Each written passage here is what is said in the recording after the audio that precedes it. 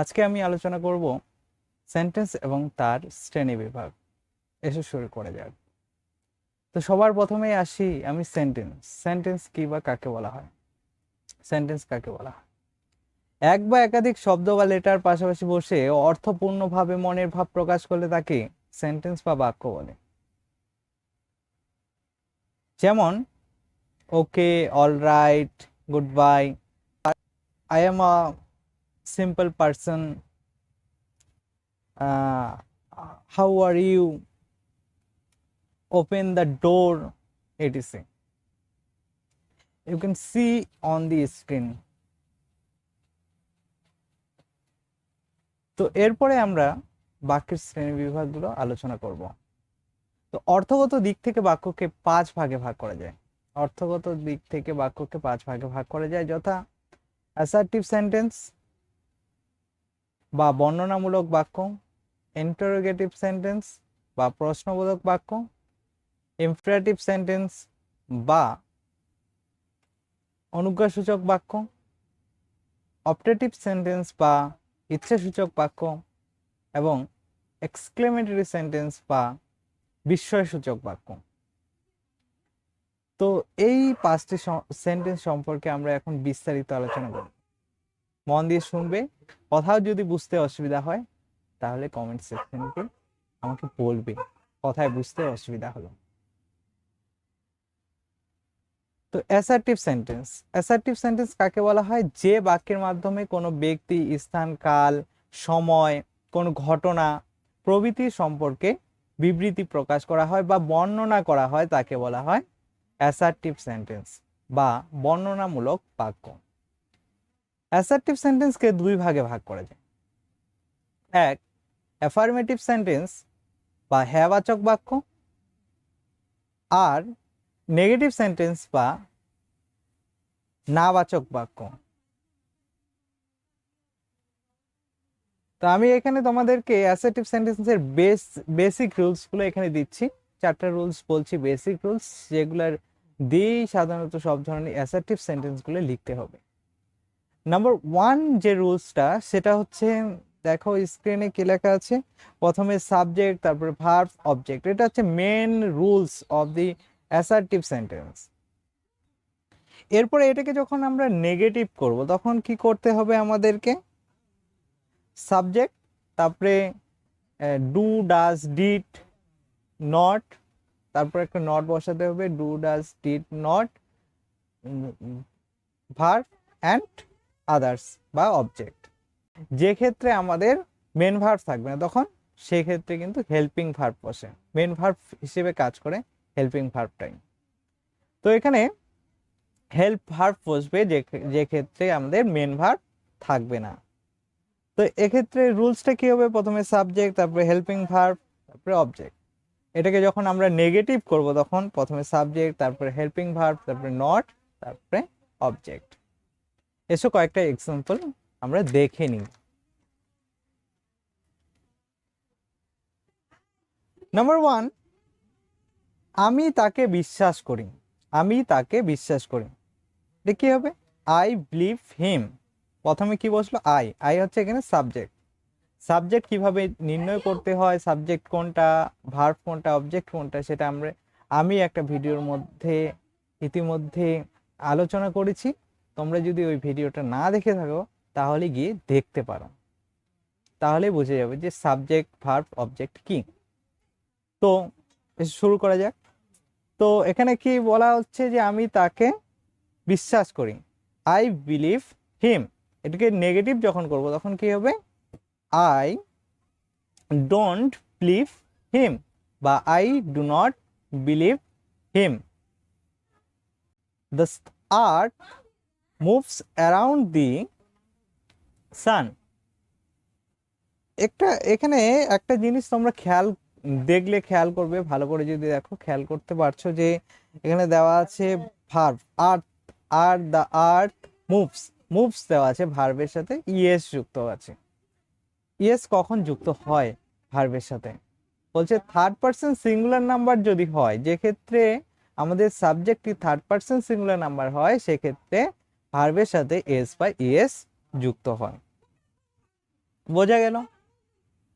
তো এরপরে এটাকে যদি আমরা নেগেটিভ করি যে পৃথিবী সূর্যের চারিদিকে ঘোরে না, তাহলে এটা কি হবে? The earth does not move around the San.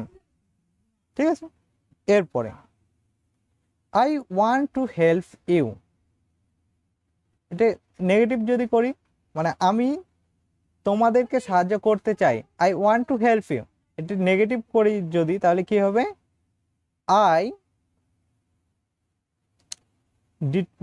I don't want to help you, I don't want to help you. তো এরপরে দেখো আগের যে বাক্যগুলো আমি আলোচনা করলাম সেখানে কিন্তু ভার্ব ছিল, মানে রুলসটা কতটা ছিল, প্রথমে সাবজেক্ট, তারপরে ভার্ব, তারপরে অবজেক্ট, এবং সেটা নেগেটিভও করলাম আমরা। এবারে দেখবো যে যে ক্ষেত্রে আমাদের মেন ভার্ব থাকবে না তখন কি হয় বাক্যগুলো। যেমন একটা বাক্য নেই, সে খুব ভালো ছিল, হি ওয়াজ ভেরি গুড বয়, সে খুব ভালো ছেলে ছিল, হি ওয়াজ আ ভেরি গুড বয়। এটাকে নেগেটিভ যদি করি, সে খুব ভালো ছেলে ছিল না, he was not a very good boy. বুঝতে পারলে? এরপরে সে খুব ভালো গান করতে পারে, সে খুব ভালো গান করতে পারে, he can, he or she যদি মেয়ে হয় তাহলে সি, যদি ছেলে হয় তাহলে হি। সে খুব ভালো গান করতে পারে, সি ক্যান সিং ওয়েল। এটা যদি নেগেটিভ করি তাহলে কি হবে? She can't sing well. এক্ষেত্রে কিন্তু আমরা দেখতে পাচ্ছি যে এখানে সাবজেক্ট মানে মেন ভার্ব কিন্তু ছিল না, এখানে হেল্পিং ভার্বটাই মেন ভার্ব হিসেবে ব্যবহার হলো। এই অ্যাসার্টিভ সেন্টেন্স সম্পর্কে বিস্তারিত আলোচনা করব আমি যখন টেন্স শেখাবো তখন, তো আরো ভালোভাবে অ্যাসার্টিভ সেন্টেন্সটাকে তখন আমি আলোচনা করব। এখন ইন্ট্রোগেটিভ সেন্টেন্সে যাওয়া যাক। তো ইন্ট্রোগেটিভ সেন্টেন্স বা প্রশ্নবোধক বাক্য কাকে বলা হয়? যে বাক্যের মাধ্যমে কাউকে আমরা প্রশ্ন জিজ্ঞাসা করি তাকে বলা হয় ইন্ট্রোগেটিভ সেন্টেন্স। এই যে ইন্ট্রোগেটিভ সেন্টেন্সটা আছে, এই সেন্টেন্সটাকে দুই ভাগে ভাগ করা যায়। একটা হচ্ছে WH ওয়ার্ড কোশ্চেন, আর একটা হচ্ছে yes no question. WH word question কাকে বলবো আমরা? যে প্রশ্নের উত্তরে আমরা হ্যাঁ অথবা না পাই না তাকে বলা হয় WH ওয়ার্ড কোশ্চেন। তাহলে ইয়েস নো কোশ্চেন কাকে বলা হয়? যে সব প্রশ্নের উত্তরে আমরা হ্যাঁ অথবা না উত্তর পাই তাকে বলা হয় ইয়েস নো কোশ্চেন বা হ্যাঁ বা না বাচক প্রশ্ন। বোঝা গেল? তো এবারে হ্যাঁ WH ওয়ার্ড কোশ্চেনের ফরম্যাট আর মানে রুলস আর ইয়েস নো কোশ্চেনের রুলসটা একটু দেখে নেওয়া যাক।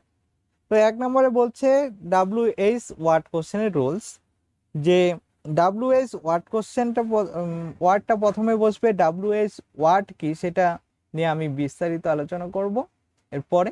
তো বলে দিই যে যেসব ওয়ার্ডের শুরুটা WH দিয়ে শুরু হয় তাদেরকে বলা হয় WH ওয়ার্ড। যেমন হোয়াই, হু, হাউ, এগুলো হচ্ছে WH ওয়ার্ড। তো সবার প্রথমে এই ধরনের কোশ্চেনের ক্ষেত্রে সবার প্রথমে আসবে WH ওয়ার্ড, তারপরে বসে হেল্পিং ভার্ব, তারপরে সাবজেক্ট, তারপরে মেন ভার্ব, তারপরে অবজেক্ট। এটা যখন নেগেটিভ করব তখন শুধুমাত্র কি করা হয়? হেল্পিং ভার্বের পরে একটা নট বসানো হয়। তার ফরম্যাটটা কি হবে? WH word, helping verb, not, তারপরে মেন ভার্ব, তারপরে অবজেক্ট।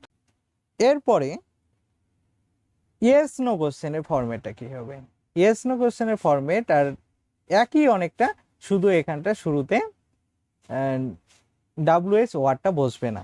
তো কি হবে? কি বসবে? প্রথমে হেল্পিং ভার্ব, তারপরে সাবজেক্ট, তারপরে মেন ভার্ব, তারপরে অবজেক্ট। আর নেগেটিভ যখন করব তখন কি হবে? নেগেটিভ করার সময় হবে প্রথমে হেল্পিং ভার্ব, তারপরে নট, সাবজেক্ট, তারপরে অবজেক্ট। এসো কয়েকটা এক্সাম্পল দেখে নেওয়া যাক। এখানে প্রথম বাক্যটিতে দেখো আছে, বাজে জিনিস পড়ে সময় নষ্ট করো কেন? তো ইংলিশে ট্রান্সলেট করলে কি হবে? Why do you waste time in reading trash? এই বাক্যটাকে যদি আমরা নেগেটিভ করি, যে বাজে জিনিস পড়ে সময় নষ্ট করো না কেন, why don't you waste time in reading trash, এটাকে আমরা আলাদাভাবেও বলতে পারি, why do you not waste your time in reading trash. শেষে একটা কোশ্চেন মার্ক দিতে হবে। তো আমি এটা বলতে ভুলে গেছি, প্রতিটা প্রশ্নবোধক বাক্যের ক্ষেত্রে তোমাকে কিন্তু শেষে কোশ্চেন মার্ক দিতেই হবে। আর এই কোশ্চেন মার্কটা দেখেই বোঝা যাবে যে এই বাক্যের মধ্য দিয়ে কিন্তু আমাদের কোশ্চেন করা হলো। বুঝতে পারলে? তো এখানটায় দেখো আমি দুইটা বললাম, একটাতে নটটা ইউ এর আগে বসলো, আর একটাতে ইউ এর পরে। তো কখন এমনটা হয়ে থাকে, যখন কিনা সাবজেক্ট হিসেবে কোনো প্রোনাউন থাকে, যখন সাবজেক্ট হিসেবে প্রোনাউন থাকে এই ধরনের বাক্যের ক্ষেত্রে, তখন সাবজেক্ট এর পরে অর্থাৎ প্রোনাউন এর পরে আমরা নট বসাতে পারি। আর যদি কেউ নট না বসাতে চাও পরে, তাহলে এই যে একসাথে লিখতে হবে, হেল্পিং ভার্ব প্লাস নটটাকে একসাথে লিখতে লাগবে। যেমন আমি এখানে লিখেছি ডোন্ট, ডু নট লিখিনি কিন্তু ছাড়া করে, একসাথে লিখেছি কি ডোন্ট। তো এইভাবে লিখতে হবে। তো এবার আরেকটা বাক্য দেখে নেওয়া যায়, রাহুল কেন কালকে চলে গিয়েছিল, why did Rahul go yesterday.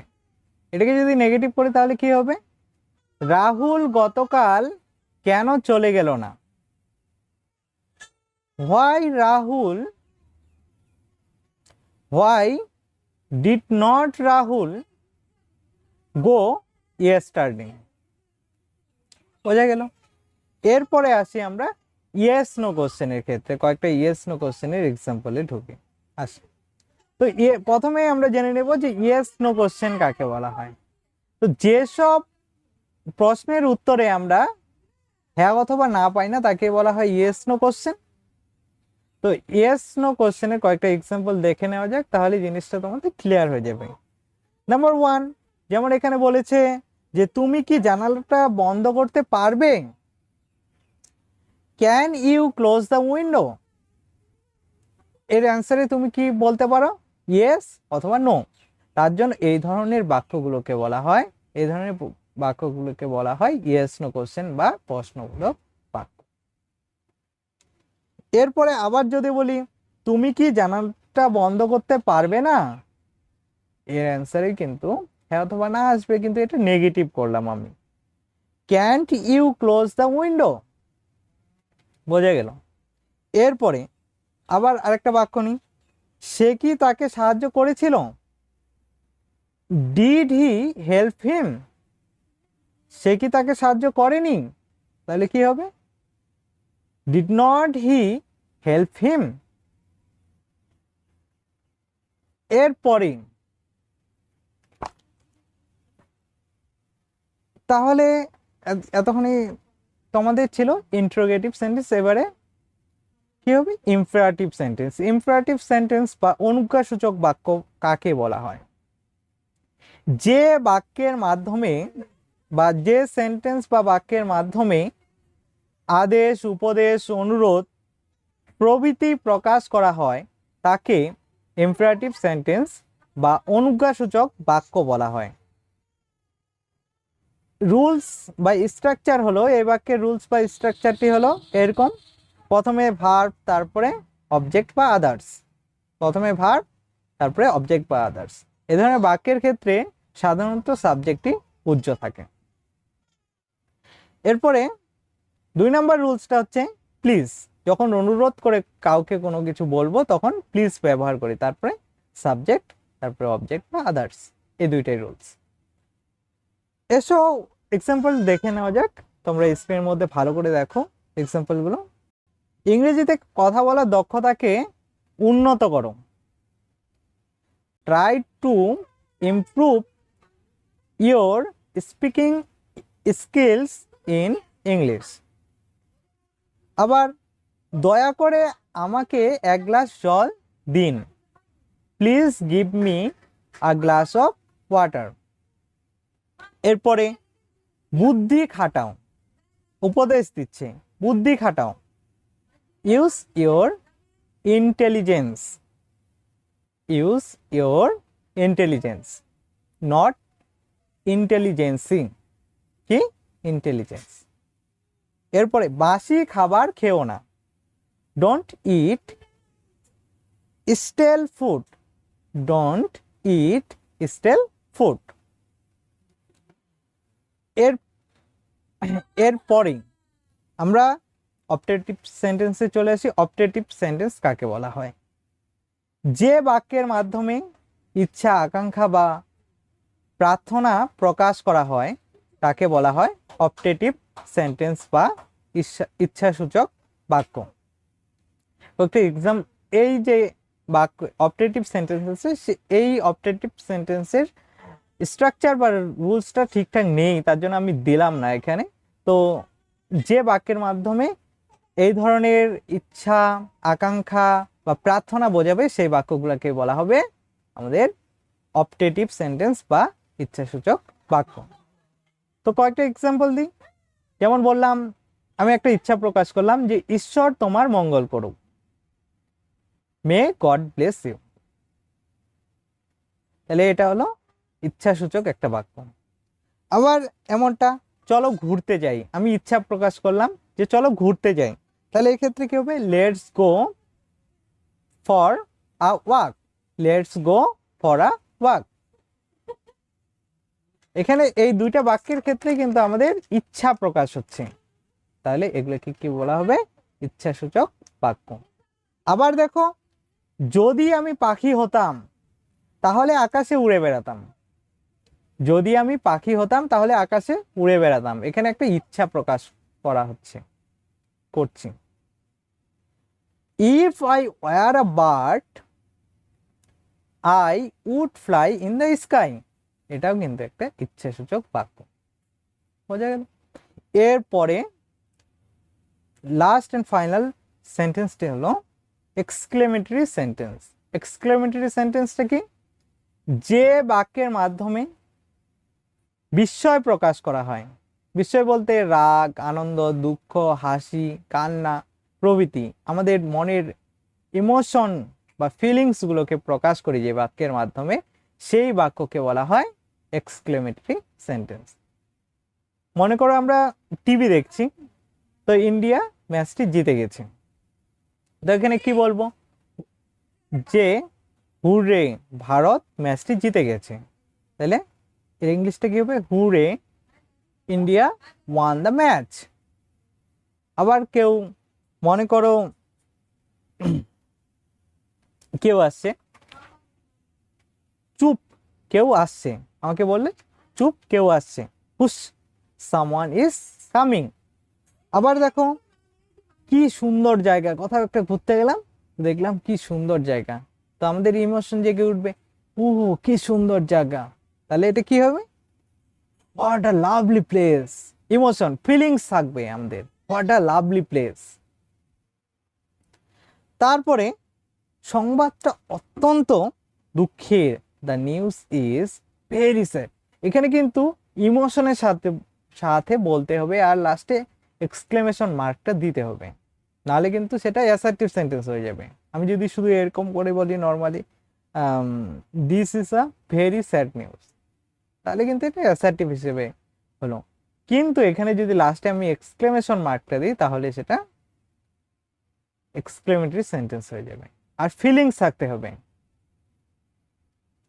যে ইমোশনের সাহায্যে বলতে হবে, the news is very sad, এমনটা। বোঝা গেল? এই 5টি বাক্য অর্থগত দিক থেকে ইংরেজিতে বাক্যকে এই 5 ভাগে ভাগ করা যায়।